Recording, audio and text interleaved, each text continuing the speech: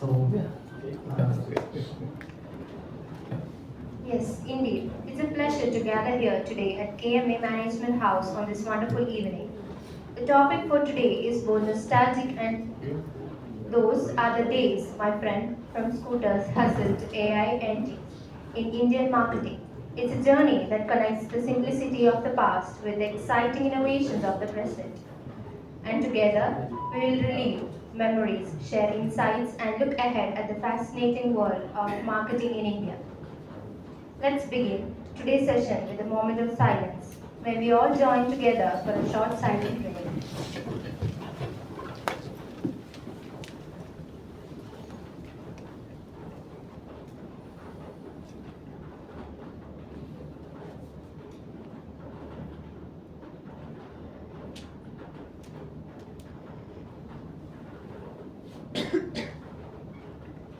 thank you. That was a peaceful start to the evening. Now, to set the tone for this evening's discussion, may I invite Mr. Dilip Narayanan, Vice President and Program Chair of KMA, to deliver the welcome address and introduce our distinguished speaker.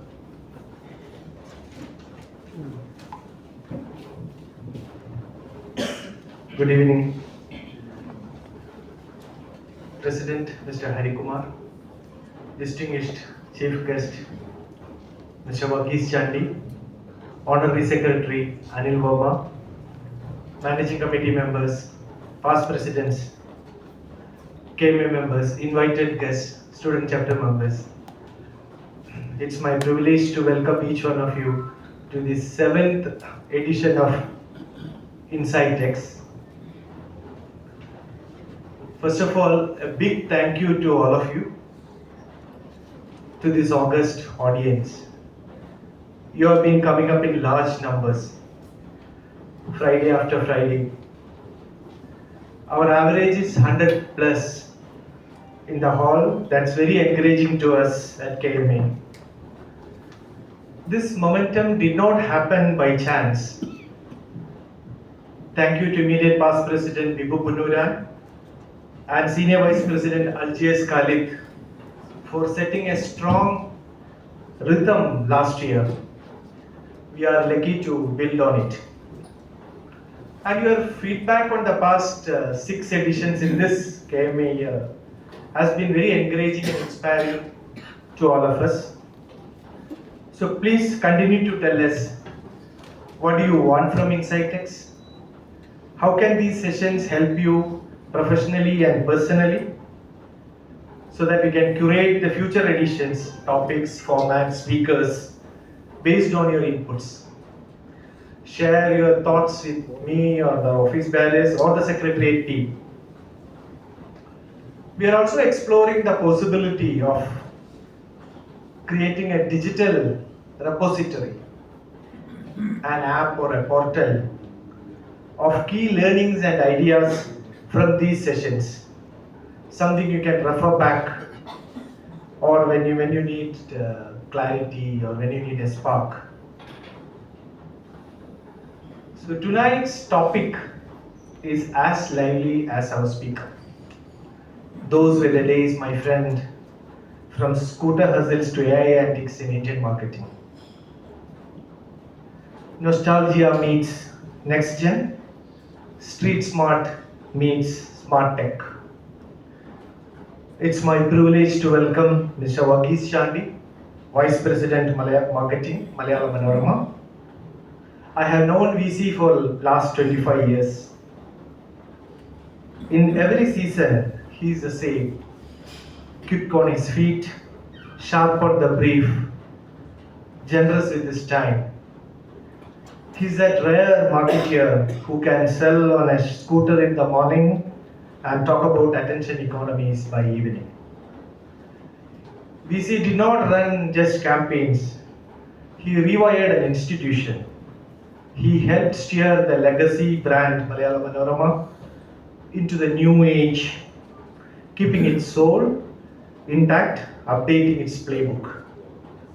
He built Junction K, the integrated solutions engine of Malayala Manorama that brings brands, content, and audiences together. He shaped IPs like Manorama Hortus and several properties that turned print strength into multimedia relevance for advertisers and audience alike. He also shaped how we measure media as chairman of the NRS Coordination Committee and a member of the Technical Committee of IRS. He has been recognized with awards such as the Best Research Paper at the Worldwide Readership Research Symposium, Spain, and Media Marketeer of the Year at the MVs. He serves as a trustee of CBMI India and trustee of the Pepper Creative Awards, championing inclusion and creativity. In short, an ace marketeer, a bridge maker, and a salesman on the move, with a big heart for creativity and inclusion. Ladies and gentlemen, please join me in giving a warm welcome to Mr. Varghese Chandy.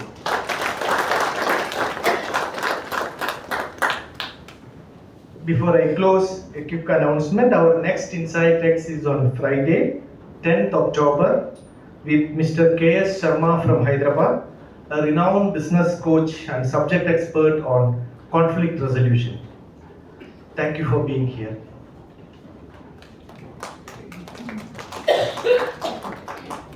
Thank you, sir. Now I take great pleasure in inviting Mr. K. Harikumar, President of KMA, to deliver the presidential address.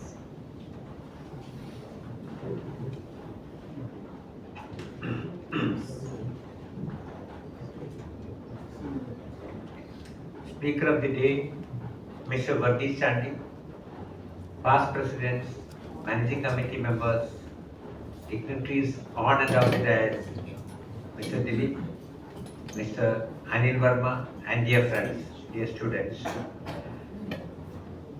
KMA has been growing from strength to strength in its pursuit of spreading management awareness. I'm standing here with a lot of pride and happiness because, as you all know, KMA could win the Best Management Association Award from All India Management Association. And it's not only in the category in which we belong, it's an All India Award spanning across all categories. That indeed is a great achievement for KMA, and I thank the entire KMA membership team, the secretariats, past presidents, and everybody who could lay a solid foundation in making KMA get that recognition across all the categories. And this year also we have been active. We have actually planned a lot of programs. We are actually coming out with a great convention, and our convention committee chair, Mr. IGS Khalid, is on the job. In fact, we are planning a convention which KMA has probably not yet witnessed. We are planning a convention of that scale, wherein there will be a lot of takeaways, not only in terms of content, but even the materialistic takeaway also will be there. So I would request everybody to keep their eyes and ears open, watch out for the notifications, and get the benefits which are going to be offered by KMA for the convention. Let us make it a big convention, because convention always has been the flagship event of KMA. But apart from that, we have also planned a lot of activities. We are coming on to the digital summit, wherein we will be getting the best of the best speakers in the digital spectrum, and that is already scheduled for the 30th of October. That is planned in the Lulu Convention Center in Kakinad, and announcement should be coming in shortly, and that again is going to be an event to watch. But activities, whatever we plan, it doesn't end there. We also have a KMA corporate cricket tournament which is scheduled for 18th of October. I think already around 18 to 20 teams have already given in their names. That again gives a message that KMA is not only related only to the mental alertness or management awareness, it also gives focus on keeping oneself fit, because a healthy mind can remain only in a healthy body. We are also talking about many EDP and MDP programs. We are talking about a financial program which will be getting an alert shortly. wherein people will be talking, the experts will be talking about maybe finance for non-finance executives or the various aspects. The content is yet to be decided. We are also talking about conducting certain MDP program which will empower basically the students or even aspirational entrepreneurs to take up some job or take up an entrepreneurial startup, so that they will be able to, instead of looking for a job, will be equipping them to start something on their own. We are also working on empowering the association with other local management association. We are in dialogue with many other managerial management associations. We are also under dialogue with IMA on what all programs we can actually co-host along with IMA, and we are getting some dignitaries from IMA wherein we'll be able to freeze the thoughts on how strong we can make the LMA or even IMA tie-ups. And as Mr. Dilip Narayanan was talking, the program committee also is active. We are getting the best of the best speakers week after week, month after month, and the speakers will be talking about a lot of areas, and that will give you an overall perspective, not only about one aspect of management, or not only about one business vertical, not only about one activity. We'll be covering across spectrum, so that the idea of management awareness goes all across management. And our Young Minds program also is active. Almost 6 sessions are already on. So Young Minds are also keeping their minds active, and a lot of activities are going on. As discussed here, the Women Managers Forum also, which is headed by Madam Meena, is also active, and shortly we will be announcing on the activities of the Women's Forum also. So a lot of activities have been planned by KMA for the current year, and the talk is only one session, and a lot of activities are coming up. I would request all of you to kindly watch for the notifications, kindly look at the KMA website, kindly look at what all flyers are coming in your system on the messages and all that.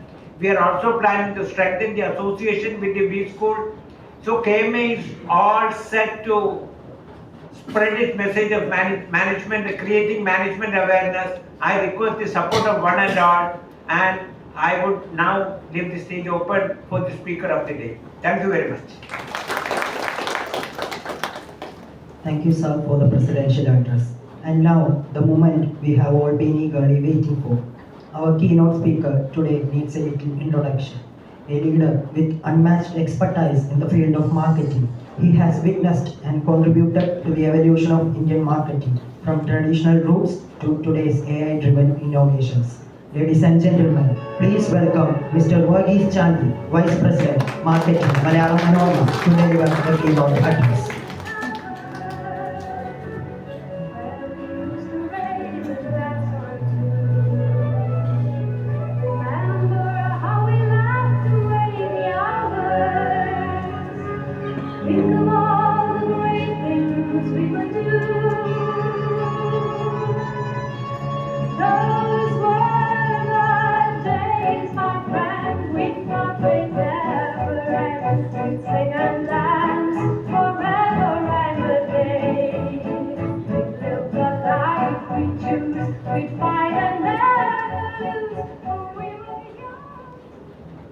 Good evening, ladies and gentlemen.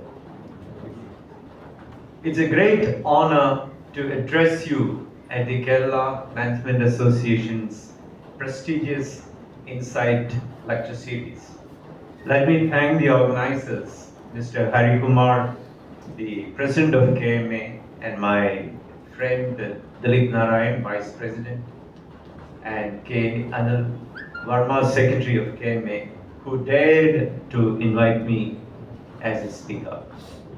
I must also congratulate and appreciate all the initiatives taken by the Kerala Management Association and making you really at the top.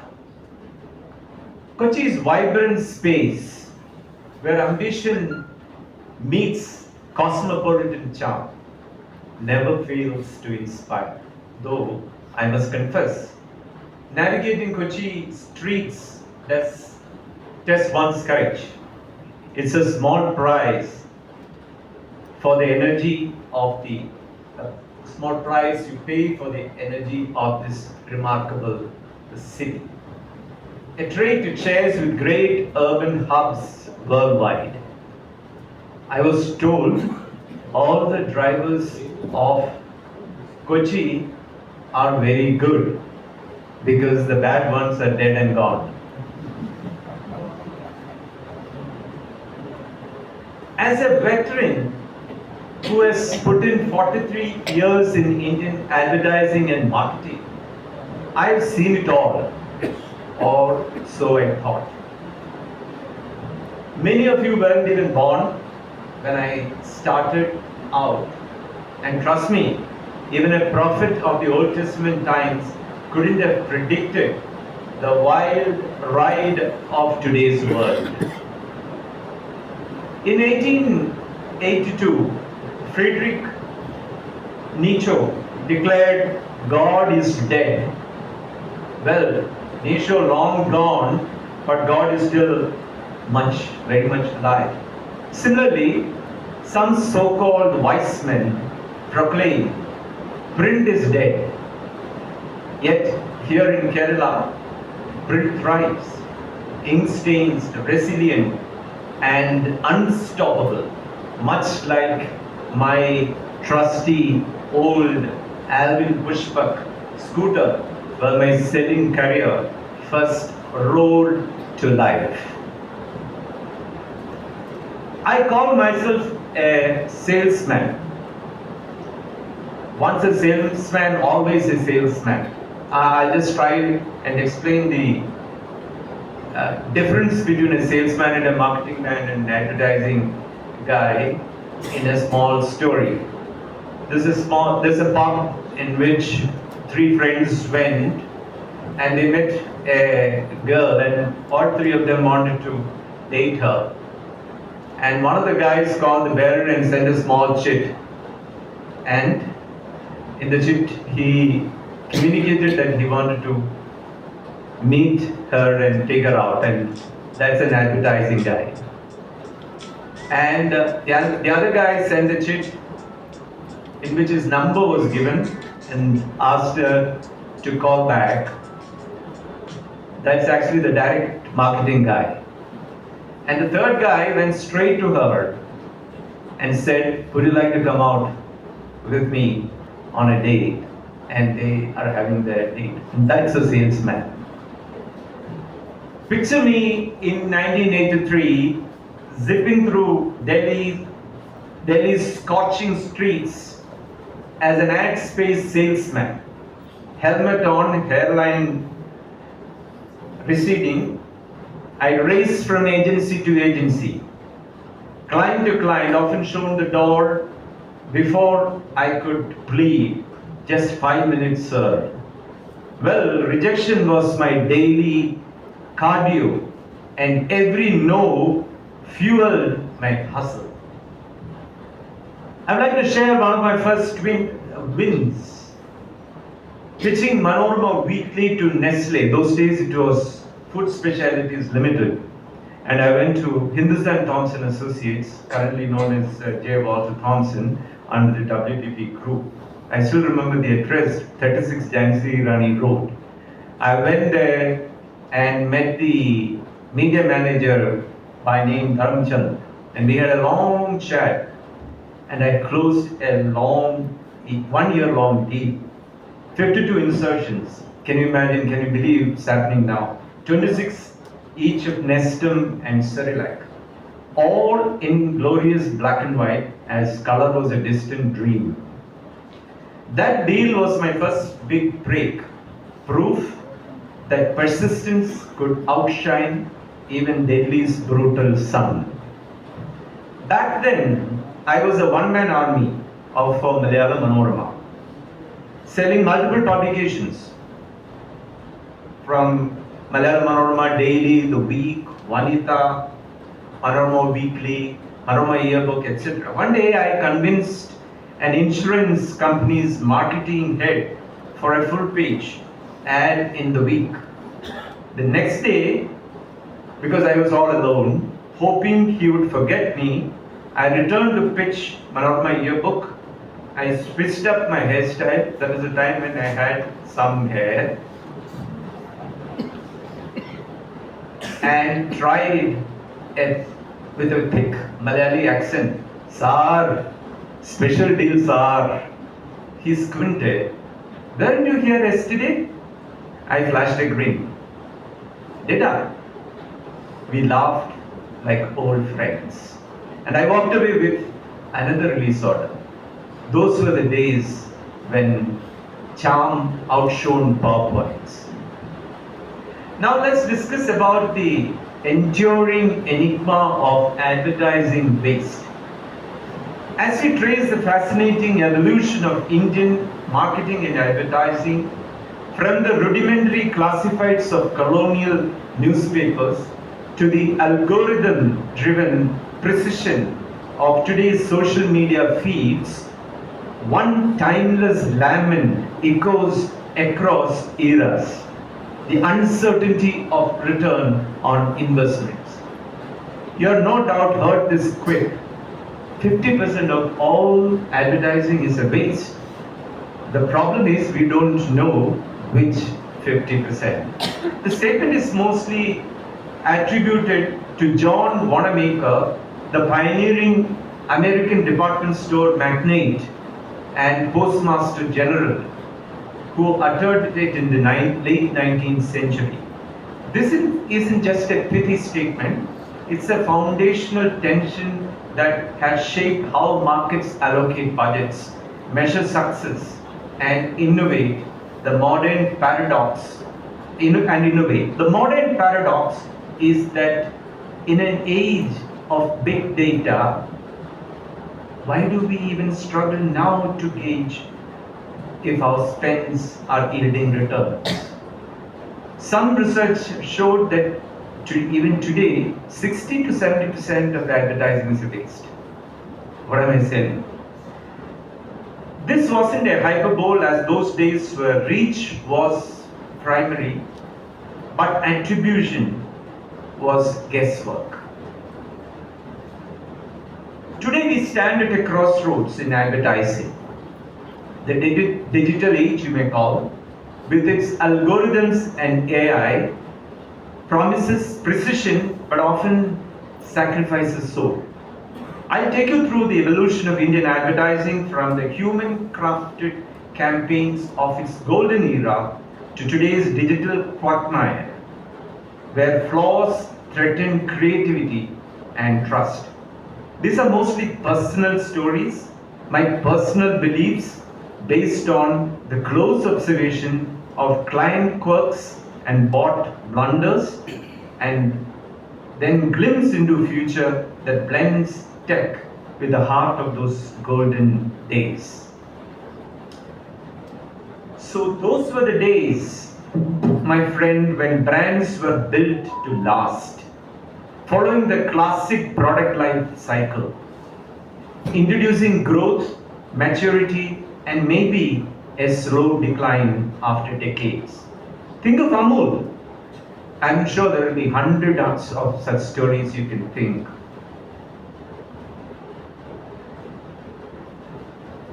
Amul with its 70-year run of witty topical ads. Or Bajaj scooters carrying families across India. These brands took time. Jairam, you will agree with me. Like crafting a perfect South Indian filter coffee. Slow brewed, rich, enduring.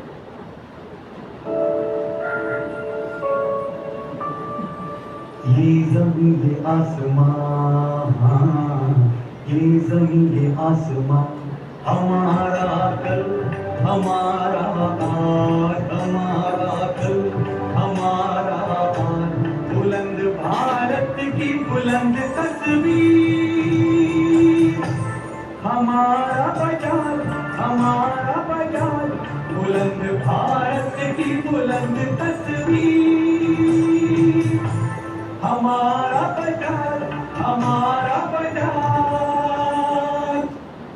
So let's take the journey from ink to pixels that mirrors India's growth. It began in 1780 with Hickey's Bengal Gazette, the first newspaper in India, carrying classified ads for colonial goods. Malayala Manorama started in 1888 as a joint stock company. Well, can also probably see the front page of the first issue of Manorama was also full of ads. Perhaps the current jacket era is inspired from the first day of Malayala Manorama. Radio emerged in India in 1922. The 1930s saw India's first paid radio ad, but the 50s brought all India radio jingles for soaps and teas. TV arrived in 1959 with Doordarshan, but ads were rare until 1976 Krishi Darshan.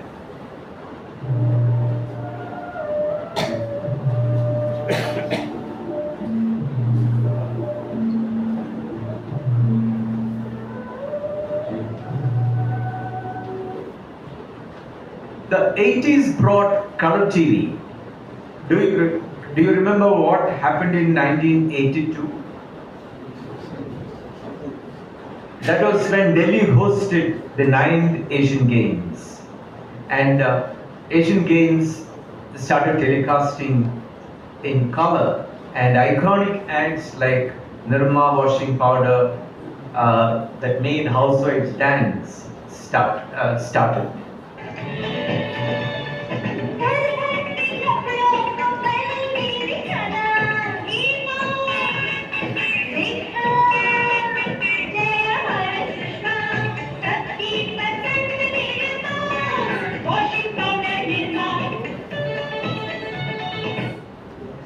And advertising was mostly restricted to the epic dramas of Ramayana and Mahabharat on Doordarshan. I remember pitching print those days in black and white pages for Malayala Manorama, and it all felt like gold those days. And the big shift happened in 1991, the economic liberalization. That is when Narasimha Rao, Manmohan Singh Dio, they were responsible for the economic liberalization. And along with that also came the cable and satellite TV, an explosion of cable and satellite TV. But there was a different reason for that. That started with the Kuwait War, when the Iraq invaded Kuwait, and CNN reported war piggybacking on the American army and brought the war live into the bedrooms in India. The streets of Baghdad, the city of the siege, latest developments in Israel and Jordan caught in the middle. Now, more than ever, shouldn't you be watching the network viewers voted best in coverage of the crisis in the Gulf, CNN International. So this is when Z, Star, Sony, etc. flooded homes with glossy ads. You will remember the Pepsi, Coke ads and other multinationals. Ad spends actually jumped from 1,000 crore to billions. The 90s and early 2000s were India's golden advertising era, where creativity was unleashed through multiple campaigns.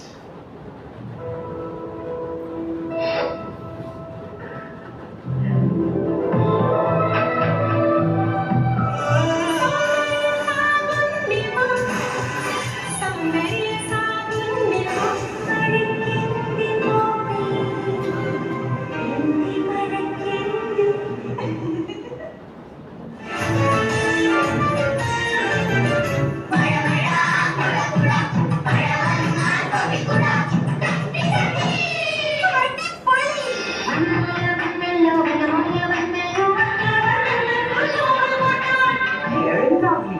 Like the color of the skin in a natural and gentle way. and also protects the skin from the sun.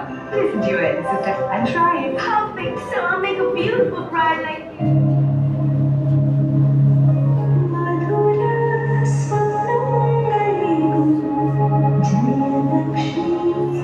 ഇപ്പൊ എല്ലാം Manorama കലണ്ടറിലുണ്ട്. Calendar Manorama തന്നെ.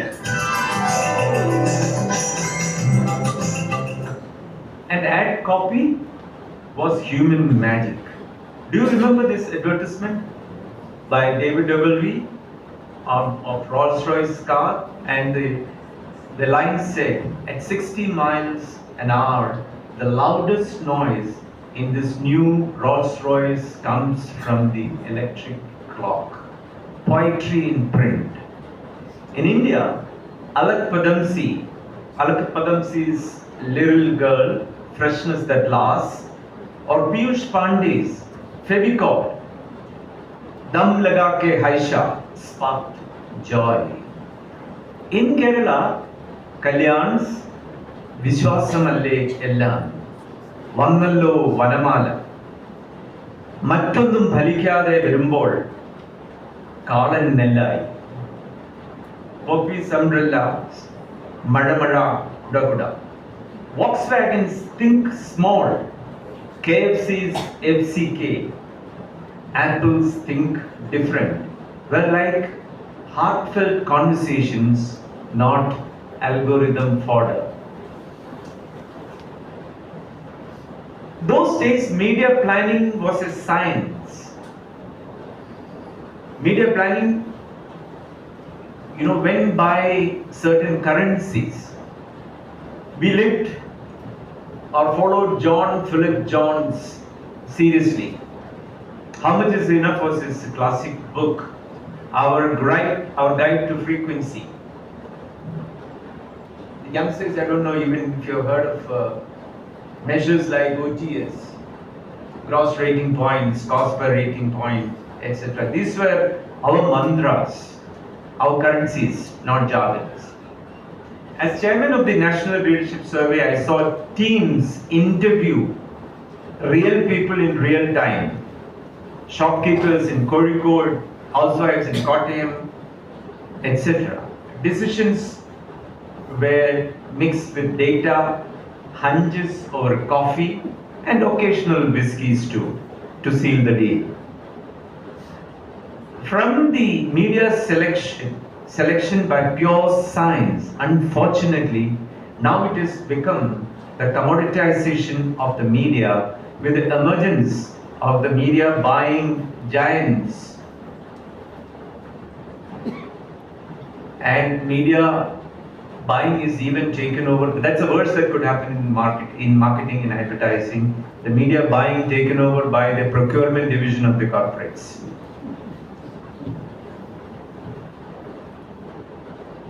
I recollect pitching a full-page jacket to Hyundai Motor CMO. To nudge him, I said, "Sir, Renault has booked a jacket for next Monday." So he smirked, "True? Or you are making up?" I winked and I told him, "No lies, sir, but last week when I went to Renault, I told Renault that you were considering a jacket." He roared with laughter and I walked away with the arrow. These were the days, my friend, when a cheeky fib and a shared chuckle closed million-rupee deals. Of course, it was after a detailed presentation based on research data. So now let's get into the evolution of digital era and the advertising shift. The digital era, ignited by the internet's commercialization in the mid-1990s, that has transformed advertising from static print by TV to dynamic data-driven ecosystems. Global advertising spends has grown exponentially from $100 billion in 1980 to $1.17 trillion in 2025, driven by technological shifts. Globally, digital ads evolved from banner ads in 1994 and early search Google AdWords 2000 to social mobile dominance post 2010. Digital actually claims 70% plus share globally of all advertising spends, and that's led by mobile ad spending. At the helm is Meta, Facebook and Instagram and Google. They control about 50% of global digital revenue, followed by Amazon's, TikToks, etc. Indian advertising spend has grown dramatically from an estimated rupees 150 to 200 crores in 1980, that's a pre-liberalization era, dominated by print and radio, to a projected rupees 1,32,200, that's a 1 trillion crore rupees in 2025, reflecting economic liberalization 1991. TV boom 1980s to 1990s and digital explosion post 2010. You can also call it as a post Geo 2016. When the smartphones became cheaper. Digital accounts for about 55%, overtaking traditional media last year. In India also, the power is vested with the global giants. Google and Meta account for 60% of the digital pie. The grip is the proprietary algorithms orchestrate auctions and delivery. In sum, the digital shift democratized reach, everybody could see, but centralized power in a very, very select few operators. So the key shifts that happened is from 1980 to 2000 analog dominance, 2000 to 2010 digital dawn, internet emerge, 2010 to 20 is digital acceleration, and 2020 onwards is the digital hegemony. Now, you said all of you use digital, and there are so many positive things that have come out of the digital era. I mean, I would always say one of the best things that has done is that it helped the small time players, the SMEs, also to get into the advertising fold. But I must also say some of the challenges that the digital displays, and we must be aware of that. It is basically the algorithms are controlled by tech giants. Google and Meta dictate ad algorithms. When the readership survey is conducted by National Readership Survey, there is nobody to do audit of these algorithms and these numbers, which is given by the tech giants. Flawed metrics like impressions, digital metrics are shaky. Google's impression counts an ad appearing on a screen, even a pixel is shown, that becomes an impression.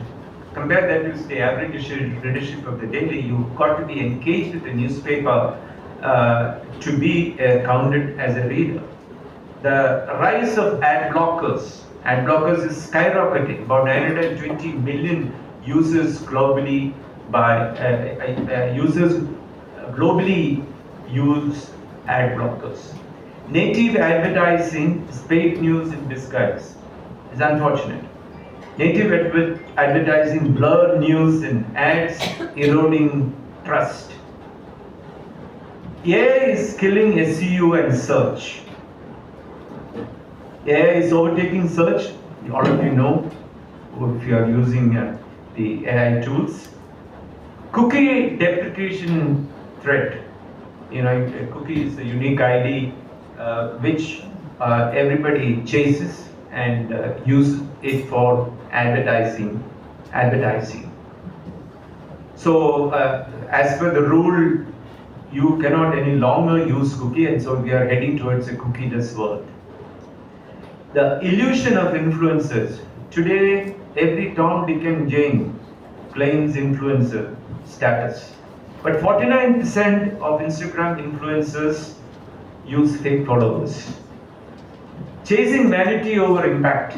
In the 80s, I remember, we would joke that about placing ads in the magazine that the MD's wife reads, or a hoarding is kept by the side of the MD's house.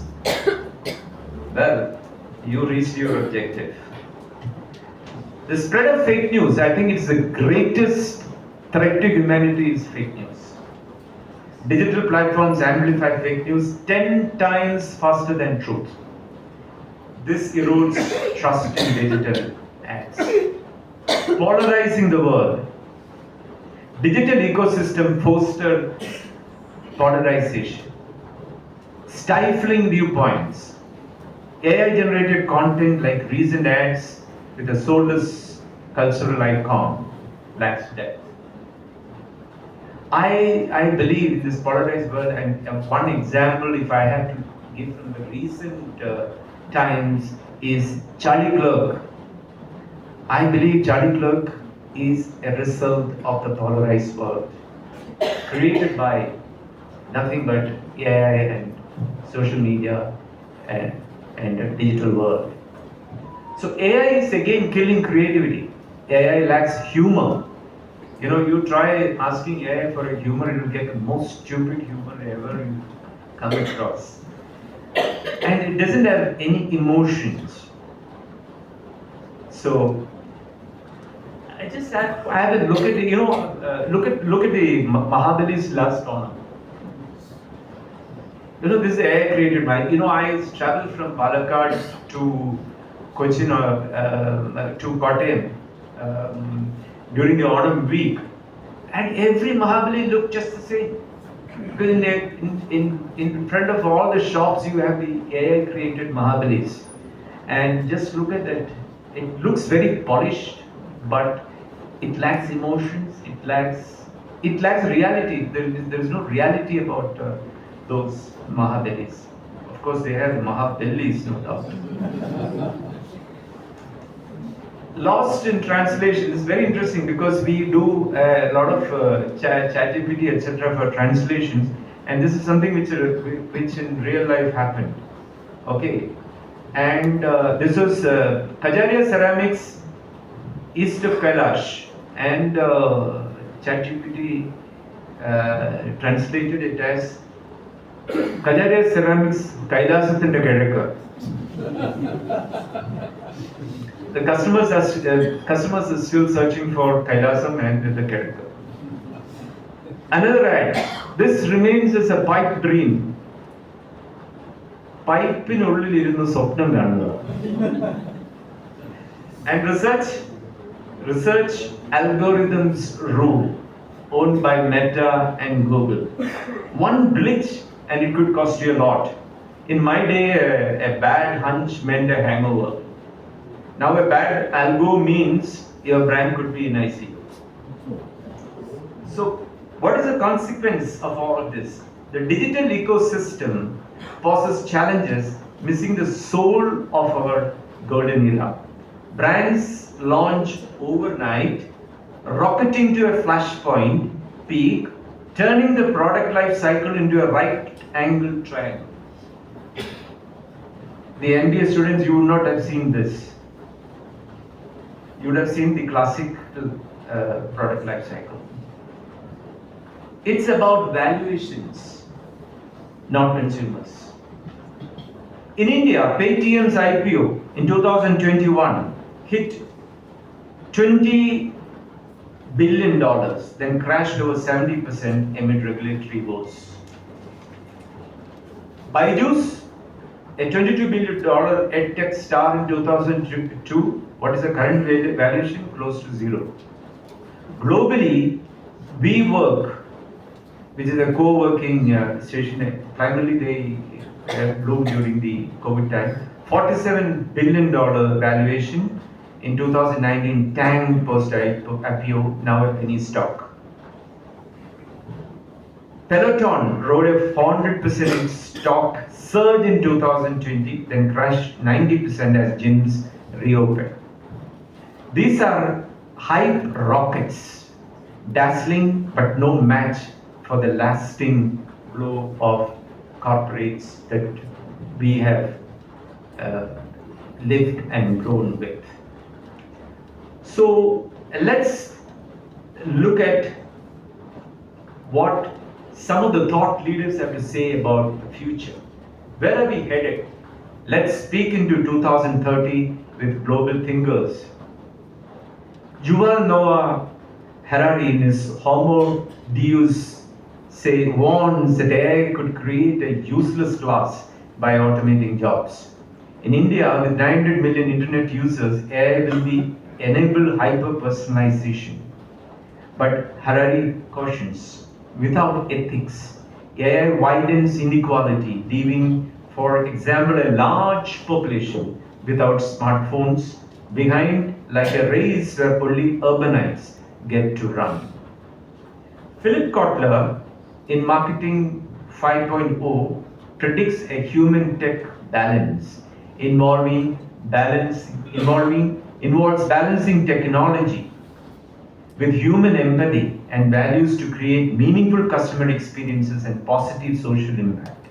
He emphasizes that technology should serve humanity, not replace the essential human elements of trust, expertise, and emotional connections, advocating for a human-centric approach to harness technology responsibly for both consumer benefits and broader societal well-beings. Another thing is about the experiential marketing, which will definitely take over, which I strongly believe. And if you go around, you will find hundreds of events happening everywhere. All the media companies are turning to be 360-degree solution providers, event managers. Sometimes I don't know whether I'm an event manager or a space marketing guy, because every day we have events or the other. But that's where it's going. But that's something which AI cannot give. Experience. Experiencing this cannot be done by AI. So, content is king. You would have heard this statement. That's, I believe, it's an eternal truth, though it's hijacked sometimes in the digital landscape.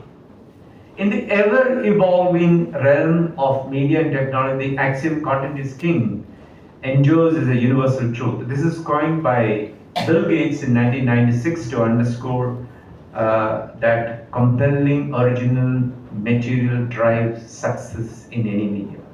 The principle has outlasted technological upheavals from print to digital because audiences crave substance, stories, ideas, and insights that resonate on a human level. Yet, today's tech giants like Google and Meta thrive not by creating this kingly content, but by surviving on the legacy of traditional media, often hijacking it from newspapers, broadcasters, and books to fuel their empires. This parasitic dynamic raises profound questions about innovation, ethics, and the future of creativity, which cannot be manufactured without the raw human elements of blood and neurons, passion and intellect. All right, my 43 years, from scooter hassles in Delhi to digital dreams in Kochi, it's been a riot. Digital advertising with its flawed metrics and soulless AI is almost a house built on sand. Let's return to the authenticity of India's golden era and imbibe the positive elements from digital technology to Kerala's young marketeers. Master the basics. Basics seldom change. Move your ass. Meet the clients. Charm them. And use technology wisely. Build brands that connect hearts, not just clicks. You know, in good old days, we were all talking about brand building. But today, nobody wants brand building. Everybody wants to, create something and sell. But let's end on a theme of back to print. Steven Spielberg, in his Oscar acceptance speech, said that without books, there will be no films. And for that, we need a generation that reads. Without reading, there is no creativity. Creativity can be ignited primarily by reading. The current AI-based solution models are scary, especially if you're worried about your children, our children, and grandchildren, who depend on AI for everything, making their brains duller by the day. And the AI-based product look too good to be true, like the apples and oranges in supermarkets, using all kinds of non-organic methods to make them look like plastic fruits. So I strongly recommend that we put in efforts to direct our children towards books and reading. So I am ending today's speech with a live example of a brand that we developed called Manorama Hottest. It's an art and literature festival. The inaugural edition was held in Calicut last year. I'll run a small video on last year's Hottest film. And this year it's going to be held in your city at Subhash Park from November 27 to 30th. And I invite all of you to Hottest. Namaskaram, Kochi!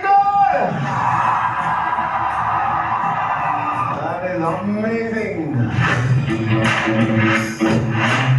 One language, one dress code, and one tradition. Honors all the Indian states. Let us join hands and stand together, our languages, our culture, our literature from all the states of India.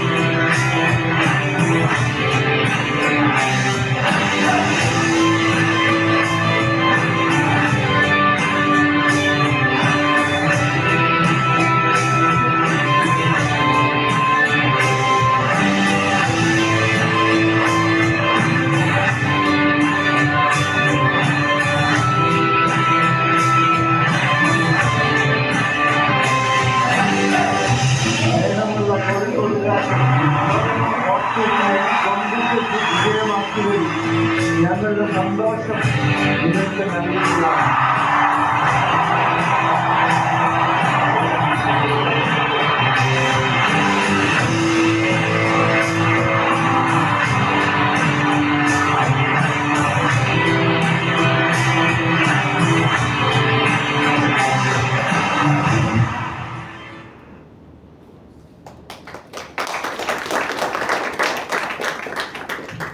സ്നേഹമുള്ള കൊച്ചിക്കാരെ, കോഴിക്കോടിനേക്കാൾ വമ്പിച്ച വിജയമാക്കണം കൊച്ചി.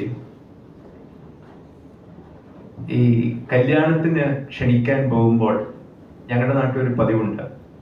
നിങ്ങളെല്ലാവരും കല്യാണത്തിന് വരണം എന്നല്ല പറയുന്നത്, നിങ്ങൾ വന്ന് കല്യാണം നടത്തി തരണം എന്നാണ് പറയുന്നത്. എന്നും പറഞ്ഞതുപോലെ നിങ്ങളെല്ലാവരും വന്ന് ഇത് വലിയ വിജയമാക്കണം. നന്ദി. Thank you very much. Thank you so much, sir, for that insightful session. Now it's time for an interactive Q&A session. We encourage the audience to put forward their questions and engage with our speaker.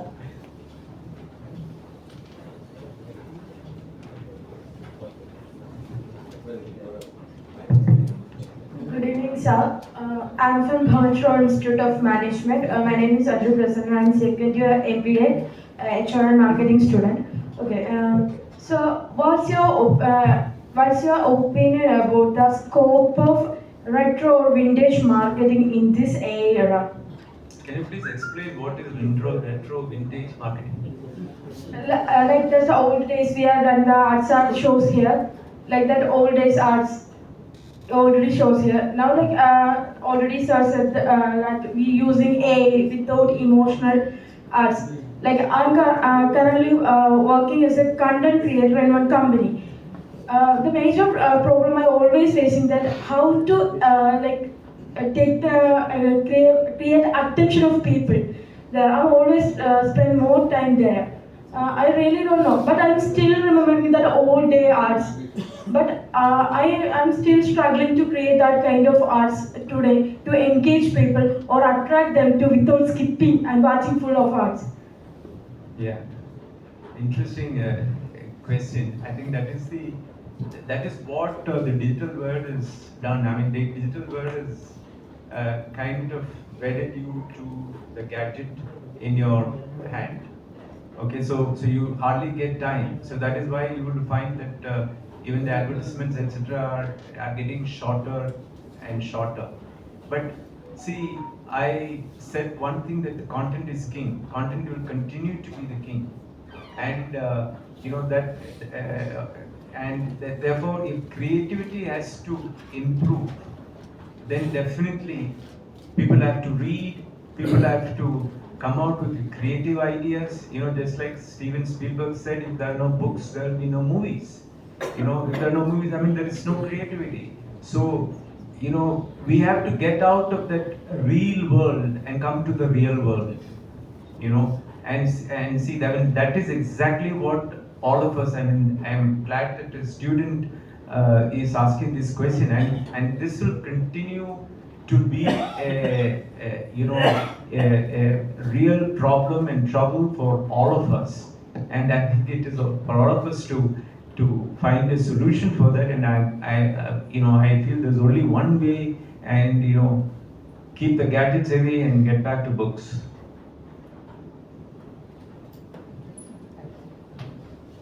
Hi, Varghese. Thank you very much. I think that you have put some effort into the presentation, and it was extremely not only educative but also frightening. My question to you is, given your vast experience, and if you were to launch a product today, let's say a book, I'm looking for free consulting, and what is the best media? How is it? How should one really launch it in a way that it becomes a bestseller? To start with, you should find the best publisher. Which I have. If you don't have, Malayala Manorama is there. Okay. So, again, book publishing do not use much of, larger media. They, exceptions are that Arundhati Roy's, book, Madhumeri Comes to Me. Didn't need any advertising, and it was all over the map.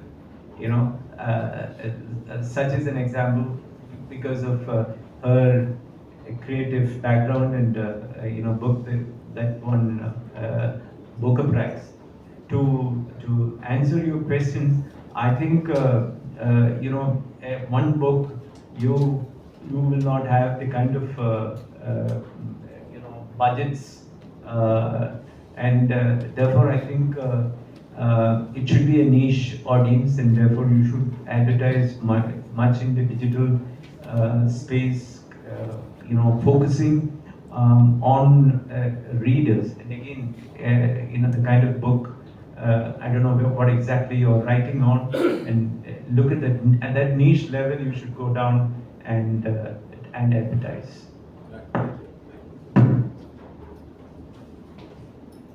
Good evening, sir. I'm Nandana, the first MBBS student at Jain University.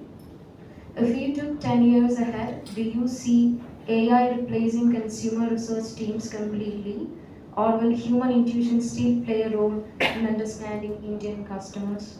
Yeah. When I keep talking to youngsters, they keep telling me you ain't seeing nothing yet. So you don't know what is in store for you. Can you say what's going to happen in the next 2 days? That is the way the technology is progressing. It's so rapidly it's progressing. You will not be able to make any predictions about what is going to happen, whether the AI will take over, etc. But I think intelligent men, you have heard, like Kotler, etc., talking about empathy and stuff like that, which AI actually lacks.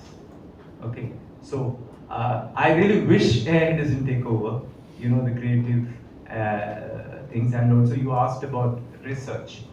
Again, when research is actually controlled by the metas or the Googles of the world who dictate the algorithms, I doubt the credibility of such research. I still feel that we should go back to the good old days of, finding the right sample,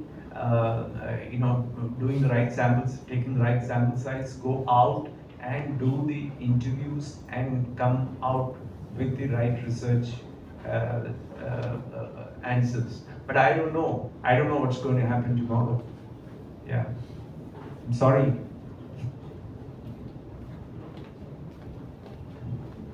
It was a beautiful talk. You are funny at times. Now I remember one advertisement, I think first be your arch rival Madhubhumi, when they were picturizing goats eating the newspapers. When there was a war of the numbers, we have the highest readership. Now that had a lot of thought into that. I remember what was your answer to that. Either you kept quiet or you decided that yes, the advertisement is going to go on its own. Advertisement is going to? I mean, it's going to wane. That effect of the advertisement is going to wane off after the time. I remember your reply to that. I mean, there's a lot of thought in that, but then what was your answer to that? You don't remember? Of course I remember. I mean, it will probably hurt you for some time, and then after that. No, it didn't hurt because stupid things don't hurt you. Because when newspapers are audited by Audit Bureau of Circulation, and then there is a national readership survey which is conducted to arrive at the correct readership with about 200,000 people sample survey. We have to follow that. When those numbers come out, and if somebody comes out and saying that, hey, these newspapers are not read by people but by goats, what would you call? You should follow the Audit Bureau of Circulation is a very credible institute, and they audited your number and certified your numbers. Then readership survey give a number. So those numbers cannot be questioned. As you rightly said, the best answer to that is to keep quiet. There is no meaning in, our competition is also dear friends, so I don't want to give. I was almost going to give another example, which I'm just refraining from. Please do give. I mean, that was a classic example where you just kept quiet. Yes. It was a classic example. I think I don't know how many students remember. I must also say that, first of all, why do you talk about numbers to readers? It really doesn't matter to the reader whether goats eat the newspaper or somebody else read the newspaper. The whole thing started off when you started. I mean, Manorama as a whole started telling about numbers. No, we started numbers. We quoted numbers from an audited certificate. Fine. Okay. So what we did was we responded to that in the industry magazines. Like I think those days it was. I think it was spread everywhere. No, our reply. Our reply, we put it only in the professional magazines to address it to actually B2B customers, to advertising agencies and clients, and tell them what exactly it is and what the numbers are and all of that. So I don't remember those copy etc. But how did you control that? I mean, your opposite Madhubhumi, obviously they stopped doing that. But then there must have been some parlays. They found that no, there was no parlay, nothing. They realized that it was not yielding wise enough to. Then it's not yielding any results. So then why would you continue to do that? Yeah.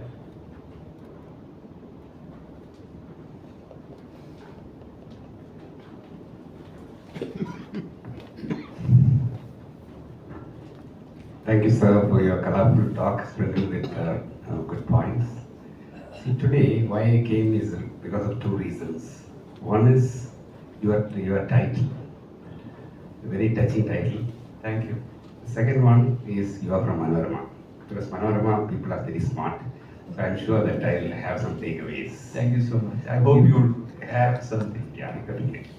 So you said reading. I think you have given a great lesson to the youngsters. So I would just ask you, what is the strategy for reading? Whether we should go for non-fiction or fiction? Because I used to keep reading non-fiction. I am feeling it boring. So what is your strategy for reading? How we should be mixed? I think the strategy should be read anything. You know, I mean, Kerala is a place where you know, everybody is reading, and you know, even those days, good old days, we had fisherwomen coming home for selling fish, and they had the baskets on our head, coming and covered with newspaper. I still remember somebody came home and put it down and started reading the paper she was covering with. So reading was so universal, and Kerala reading is still universal compared to other other states. We are still ahead. So fiction or no fiction, it's according to your taste and interest. I think you should pick up the book and read. You know, this Arthur is very close to my heart, and I, you know, am responsible for in a major way for most of its working, and that is where you will have everything. You will have fiction, you will have non-fiction, you have politics, everything to read.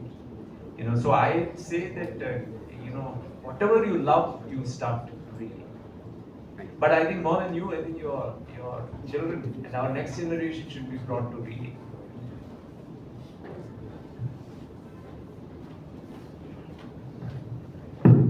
Thank you. Very interesting chat on the evolution. Just a thought. What did you know? Those of us in the 70s who were in Bombay, we used to look forward to the Amul ad coming out every weekly. That ad that came out, and then how it advertised. And similarly, the hoarding on the Air India building, which used to bring out, it was an advertisement come, something thought-provoking. Do you think with this AI and all this kind of advances, that kind of a thought-provoking ads or that can come back again? AI could probably bring 100 Dakunas, but cannot bring out that Dakuna who brought out those Amul ads or the Air India ads.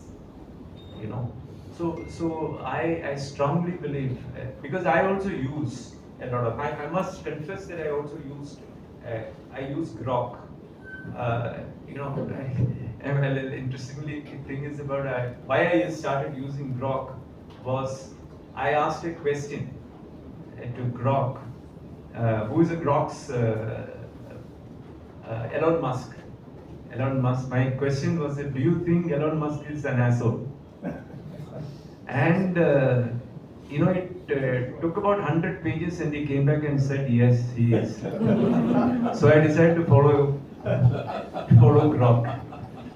Okay. So I don't believe. I think what it doesn't do is the emotions, the sensory elements, and the interactions of human beings. It just doesn't bring it out. It captures, but it doesn't bring it out. But I am nobody to say whether tomorrow it will be different. But could be, I don't know. But now my opinion is that I don't think it's a far cry.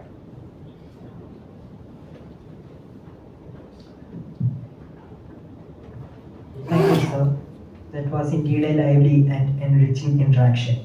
To formally express our gratitude, may I now invite Mr. K. Anil Verma, Honorary Secretary of KMA, to deliver the vote of thanks.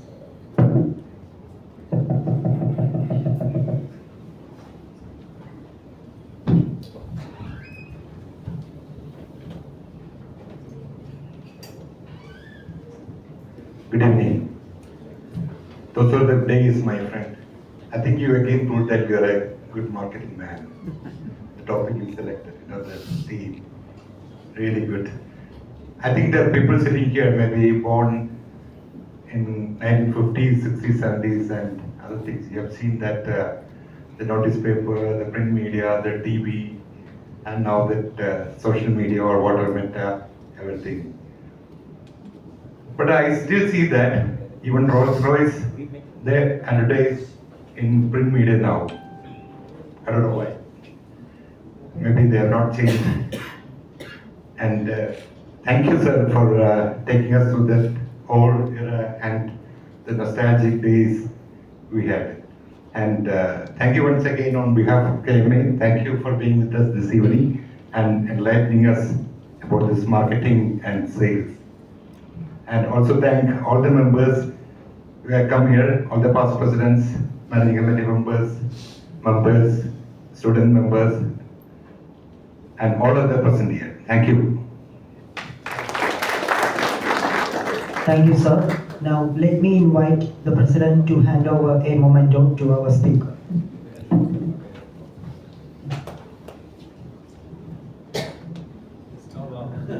Thank you.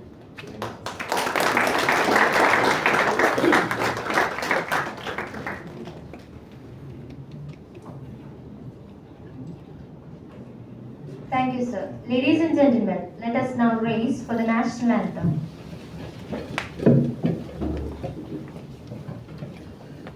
जनगण मन अधिनायक जय हे भारत भाग्य विधाता पंजाब सिंध गुजरात मराठा द्राविड़ उत्कल बंगा विंध्य हिमाचल यमुना गंगा उच्चल जलधि तरंगा तव शुभ नामे जागे तब शुभ आशीष मांगे गाहे तब जय गाथा जन गण मंगलदायक जय हे भारत भाग्य विधाता जय हे जय